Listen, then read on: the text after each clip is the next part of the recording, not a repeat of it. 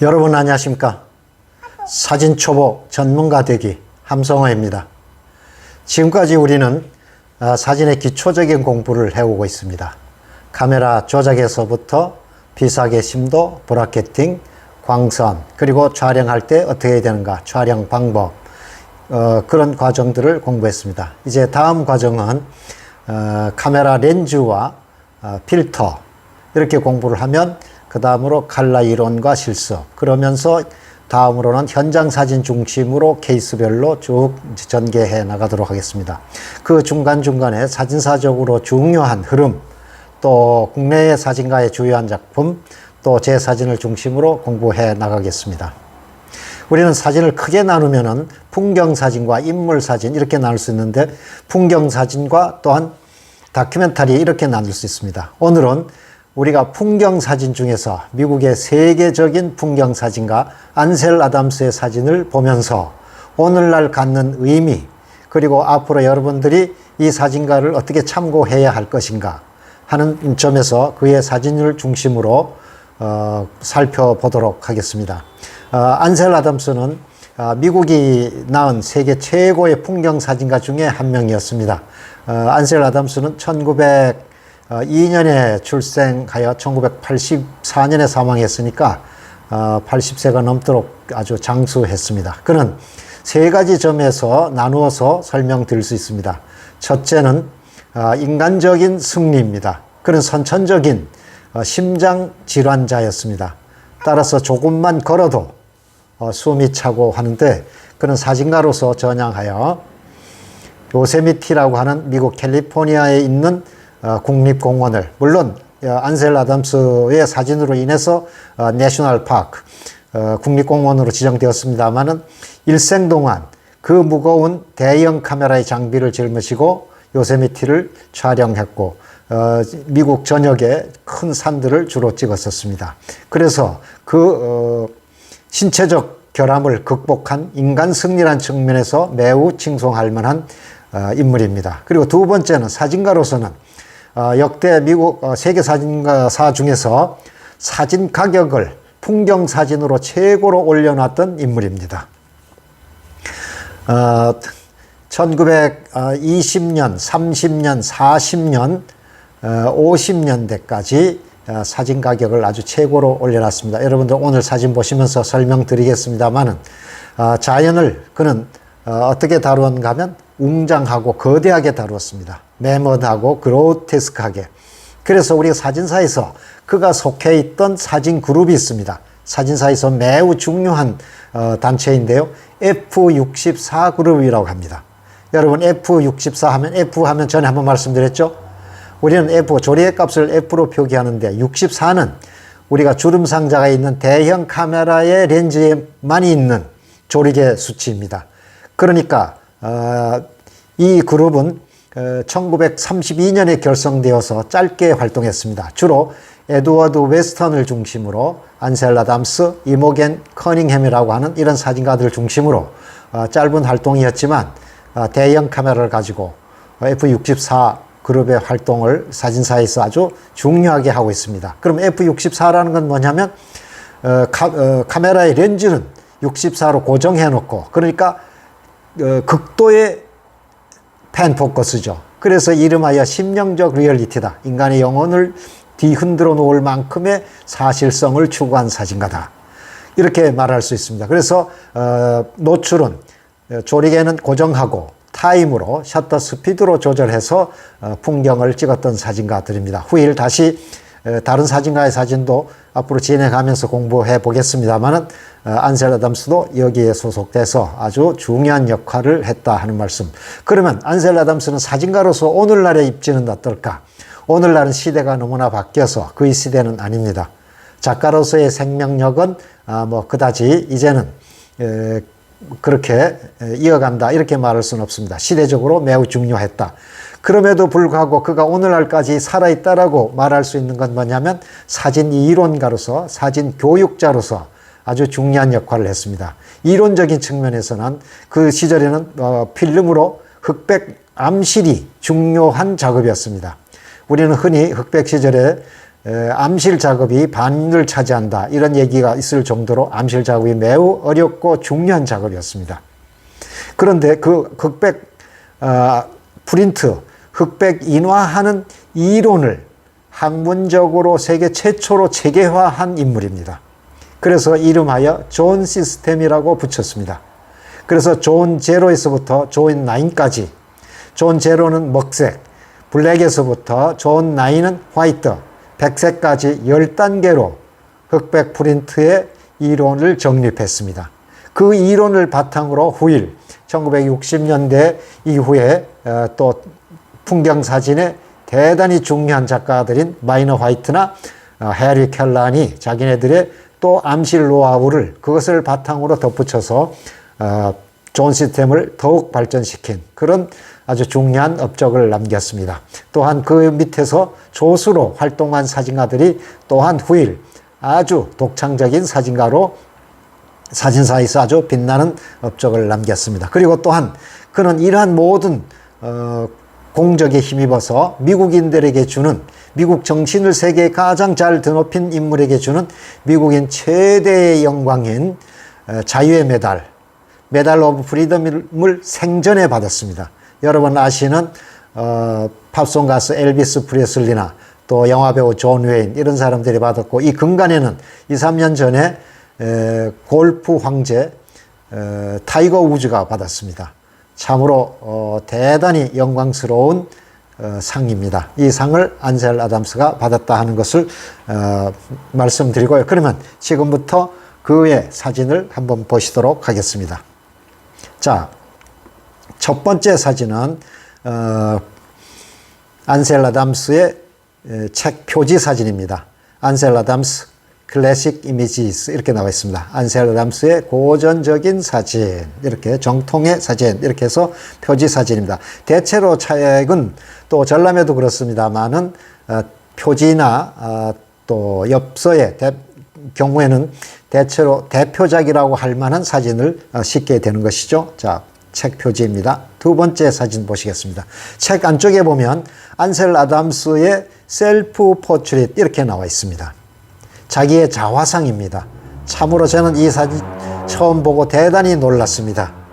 우리는 대개 포트레이트 하면은 얼굴이 보여지는 사진을 주로 익숙해 와 있는데, 안셀 아담스는 자기가 작업하던 촬영 현장에서 이렇게 그림자를 이용해서 실루엣으로 암시적으로 이 사진을 딱 보는 순간 여러분들은 어떤 생각이 듭니까? 아, 이 사람의 사진가이구나 하는 걸 알게 되겠죠. 그가 사용하던 대형 카메라와 그 다음에 오른손에 들고 있는 것이 그것이 필름 홀더입니다. 그렇게 해서 건너편 바위에 또 흰 크랙도 가고 있어서 아주 정말 놀라운 자기 자화상의 사진을 남겨놓고 있습니다. 앞으로 우리 또 다큐멘터리 사진을 배우겠습니다만은 우리 세계 사진사에서 리 프리더랜드라고 있습니다. 이 사진가는 또한 셀프 포트레이트, 자기의 자화상을 찍은 사진으로 또한 유명한 것인데 앞으로 우리 보기로 하고요. 자, 그러면 안셀 아담스의 자화상 사진을 보셨습니다. 자, 첫 번째 사진은 우리가 이제 안셀 아담스는 평생 요세미티라고 하는 캘리포니아에 있는 국립공원을 일생 동안 작업했다고 했는데 거기에 대표작 중에 하나입니다. 그 요세미티 국립공원의 거대한 바위산을 찍은 사진입니다. 광선을 보시면 왼쪽에서 오른쪽으로 들어오는 사이드 라이트이죠. 그리고 겨울 눈이 내린 모습이고 뒤쪽에 하늘을 암실에서 검게 태웠습니다. 우리 암실의 작업의 핵심이 뭐라고 말씀드렸습니까?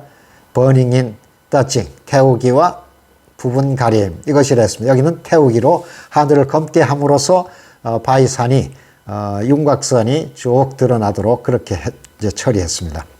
자, 여기가 지금 다음 사진이 지금 여러분이 보시면 요세미티를 비교적 넓게 보여준 겨울 눈이 내린 이후에 구름이 낀 모습입니다. 조금 전에 보았던 사진의 그 바위가 왼쪽에 있는 바위산으로 느껴집니다. 그것을 다양한 시점에서 일생 동안 작업한 그런 것이 되겠습니다. 자, 다음 사진은 우리가 거대하게 다뤘다고 해서 사진은 지난 시간에도 프레임에서 말씀드렸죠. 강약이 있어야 된다. 완급이 있어야 된다. 자, 거대하게 다루었지만 그 산 안에 있는 식물, 자생식물이라든지 나무들도 많이 다루게 됩니다. 그렇게 해서 사진이 내용이 작가가 말하고자 하는 것이 풍부해지는 것이죠. 이것은 아마 요세미티에서 나는 아마 꽃인데 지금 언뜻 보기에는 장미로 보이죠. 저는 이 사진을 보면서 흑백 사진의 매력을 정말 잘 느끼는 사진입니다. 꽃잎들 한 부분 하나가 모두 다 디테일, 세부 묘사가 이루어졌습니다. 그리고 뒤쪽을 검게 해놓았고, 이건 물론 연출해서 찍은 사진이지만 정말 흑백 사진의 진수가, 개조가 풍부한 이런 사진이 되겠습니다. 그래서 이렇게 표현하자면 어떻게 해야 될까요? 광선이 가장 중요한, 물론 이렇게 연출하는 아이디어도 물론 중요하고, 그것을 구현하기 위한 광선이 지금 약간 탑에서 떨어지면서 좀 부드럽게 떨어지는 확산광 쪽에 가깝습니다. 다음 사진을 보시겠습니다. 다음 사진은 우리가 이제 이게 도구들하고 붙어 있습니다. 자, 이 사진이 중요한 의미를 갖는 게 있습니다. 지금은 뭐 꽃이니까 그렇게 뭐 쇼킹하거나 뭐 이렇게 거대하거나 그렇지는 않죠. 조금 전에 보신 사진보다는 조금 넓게 찍었습니다. 여러 송이를. 그러면 1차적으로 딱 보여지는 시각적인 특징이 꽃들이 이렇게 X의 형태로 놓여져 있죠. 그런데 이것도 또한 꽃들이 흰 꽃에 가깝기 때문에 이 꽃잎의 세부 묘사들도 쭉 표현되어지도록 광선을 고려했고요. 무엇보다도 이 사진을 결정적으로 중요하게 하는 것은 저 위쪽에 있는 한 점 떨어져 있는 꽃입니다. 여러분 그걸 한번 다시 손으로 가리고 밑에를 보게 되면 그냥 평범한 꽃인데 이것이 사진이게 하는 힘을 바로 저 위에 한 송이 떨어져 있는 한 송이를 넣음으로써 사진의 생명력을 불어넣게 되었습니다. 이것은 우리가 사진 용어에서 작은 것이 의미를 더한다. 물론 주제는 중심에 있는 여러 가지 꽃이지만 요 한 송이, 요것이 결국 사진을 살리고 죽일 수 있다. 사진을 사진적이게 할 수 있다. 그래서 이걸 우리가 작은 것이 의미를 더한다. 원어로는 perhaps add meaning이라고 이렇게 표현하고 있습니다. 작은 것이 의미를 더한다. 다음에도 또 다시 설명을 한번 더 드리겠습니다. 자, 이 사진은 물론 캘리포니아의 지역이긴 한데 요세미티는 아닙니다. 이것도 우리가 특히 많이 분석하는 사진 중에 대표작 중에 하나입니다. 자, 우리가 지난 시간에 디자인적인 요소했을 때 S의 형태로 유연하게 완만하고 아주 우아한 강이 쭉 보이고 뒤쪽으로 산이 삼각형으로 쭉 여러 개의 삼각형으로 이루어져 있습니다. 그 중간에 보면 또 검은 실루엣의 산이 삼각형으로 이루어져 있습니다. 그렇게 해서 S의 형태와 삼각형 그리고 구름이 이렇게 놓여진 시각적 요소는 그렇게 단순하면서도 힘있는 사진이 되겠습니다. 다음 사진은 보시겠습니다. 이 사진은 물론 캘리포니아의 지역인데 요세미티는 아닙니다. 이 사진도 매우 대표작 중에 한 점인데요. 광선을 보십시다. 이건 이제 제목은 윈터 선라이즈 이렇게 되어 있습니다. 겨울 일출 사진인데 왼쪽에서 오른쪽으로 들어오는 사이드 라이트죠. 산 사진을 할 분들은 대개 광선이 매우 중요하다. 사이드 라이트를 써야 된다 하는 말씀을 한번 드렸죠. 자, 그래서 왼쪽에서 들어오면서 앞쪽에 맨 밑부분이 검습니다. 그리고 그 위로 광선이 들어오고 있죠. 그 위에 산이 검게 되어 있습니다. 실루엣으로. 이거는 물론 실제보다는 더 강조해서 암실에서 검게 버닝인 한 사진입니다. 그리고 뒤쪽으로 산이 눈 덮인 산이 사이드 라이트를 받아서 극적으로 이제 드러나게 되어 있죠. 이 사진은 여러분들이 잘 아시는 애플의 창업자 스티브 잡스가 이 사진을 구매하여 사무실에 걸어놓고 이 사진으로부터 무한한 자연의 영감을 얻는다라고 하는 아주 유명한 말을 그의 자서전에 남기고 있습니다. 자, 아주 대단히 좋은 사진입니다. 다음 사진 보십시오. 대표작 중에 또 대표작입니다. 요거는 이제 물론 요세미티는 아닙니다. 마운트 윌리엄슨 해서 윌리엄슨 산에 관한 사진인데요. 자, 시각적 요소를 보면 앞에 굵은 돌이 있고 돌들이 쭉 전개되어 가면서 뒤쪽에 산이 삼각형으로 3개가 있습니다. 그리고 구름이 중간중간에 끼면서 광선이 오른쪽에서 왼쪽으로 약간 탑에서 들어오는 사이드 라이트인데 성질로 봐서는 렘브란트 라이트의 성질을 갖고 있죠. 그렇게 해서 바이들이 하이라이트, 광선을 받은 부분이 밝게 빛나고 그래서 대단히 힘있고 웅장한 사진이 되겠습니다. 자, 다음 사진은 요거는 우리가 이제 안셀 아담스가 알래스카를 찍은 사진이라고 합니다. 앞쪽에 둥근 호수 주변에 검게 실루엣으로 되어 있고 뒤쪽에 산이 주제로 사이드라이트로 눈 덮인 설산이 표현되어 있습니다. 자, 이 사진은 다시 우리가 가까이에서 우리가 친근함을 느낄 수 있는, 우리나라에도 우리 주변에서도 느낄 수 있는 이런 풍경인데 이 사진이 갖는 의미를 다시 한번 강조하겠습니다. 자, 작은 나무들이 있으니까 우리나라에 뭐 자작나무나 은사시 같은 줄기에다가 그 줄기의 잎은 저 위쪽으로 보면 조금 드러나 있습니다. 그리고 줄기를 중심으로 광선이 오른쪽에서 들어오고 있죠. 그런데 이렇게 작은 가지들이 힘을 받기 위해서는 시점을 옮기면서 이렇게 나무들을 뭉쳐놔서 전체적으로 굵게 하나 보이도록 그렇게 해서 주제를 강화시켜주고 이 사진에서 결정적인 역할을 하는 것이 무엇인가 하면 앞서 말씀드렸던 작은 것이 의미를 더한다. 거기에 해당됩니다. 왼쪽으로 약간 사선으로 지금 뻗은 올라간 나무가 한 그루 있죠. 이 나무가 없으면 이 사진은 의미가 없게 됩니다. 생명력을 잃게 됩니다. 그래서 왼쪽에 요 사선으로 떨어져 있는 나무가 매우 중요한 역할을 하고 있다. 그리고 배경도 한번 보시면 땅이 한 4분의 1 정도 그리고 그 뒤쪽으로 검은 숲이 되어 있습니다. 물론 그 뒤쪽에 같은 종류의 나무들은 주제를 부각시키기 위해서 암실에서 버닝인해서 좀 태웠습니다. 검게 표현했습니다. 다음 사진 보시죠. 이것도 호수에 있는 나무 사진인데 보시는 것처럼 주제가 오른쪽에 있는 큰 마른 나무입니다. 그리고 왼쪽으로 자잘한 나무가 부제. 이 사진에서도 결정적으로 중요한 것이 뭘까요? 자, 색의 대비가 이루어지죠. 앞서 사진들도 대체로 그렇습니다만은 물이라고 하는 밝은 데에다가 검은 나무가 있으면 색의 대비가 돼서 주제가 부각되면서 앞서 말씀드린 작은 것, 뒤쪽에 삼각형으로 들어와 있는 검게 실루엣으로 떨어져 있는 물 그림자가 이 사진에 또한 결정적 역할을 하고 있다. 이런 말씀을 드릴 수 있습니다. 자, 이제 이 사진을 보시면 안셀 아담스 대표작 중의 대표작입니다. 자, 제목은 달과 하프 도움이라 해서 이 아까 앞서에 보셨던 요세미티의 거대한 그 돌바위 산을 찍은 것입니다. 광선이 왼쪽에서 들어오고 있죠. 사이드라이트로.